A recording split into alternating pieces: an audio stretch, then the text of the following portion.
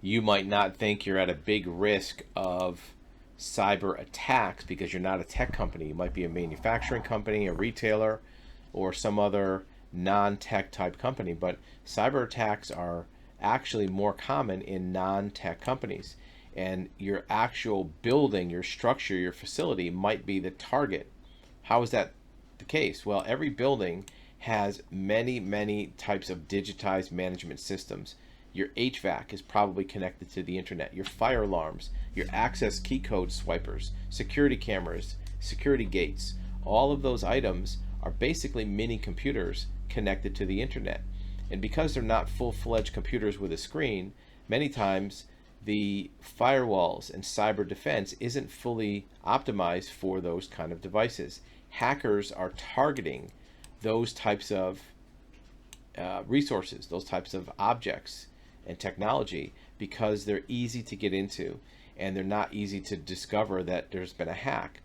The more devices you have connected on the network, the bigger the threat.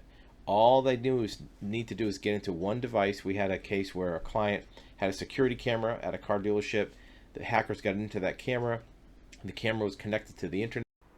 Your video will be back in 8 seconds. In the meantime, remember, you have access to live one-on-one consultation, undivided attention of a licensed certified expert in this subject and many others. We want to listen to your story. We want to hear your questions and give you expert advisement of your options. We want to tell you what we know about your situation and what options you have.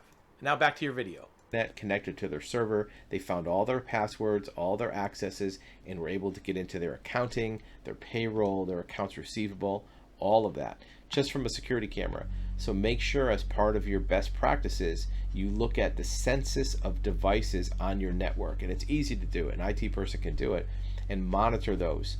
A good cyber liability insurance policy is going to do that automatically. If you buy a cyber policy, not an endorsement of cyber on your existing liability policy, if you buy a standalone separate cyber policy, most of those companies are going to put on your system a monitoring app that will passively look at all your devices and see if any of them are compromised. And you know, the cost of the insurance policy might be less than it would be to pay somebody to monitor your devices anyways. Plus you get the insurance almost for free. And if there's a breach, they have response teams. So you want to monitor all these because the little mini devices you have on your doors, your windows, all these devices connected to the internet are tapping into your network, and they're easy to find. The hackers are out there scanning millions and millions of IP addresses every day, and all it takes is one to get into your system and shut you down for ransomware that could cost you hundreds of thousands or millions of dollars. Thank you for watching.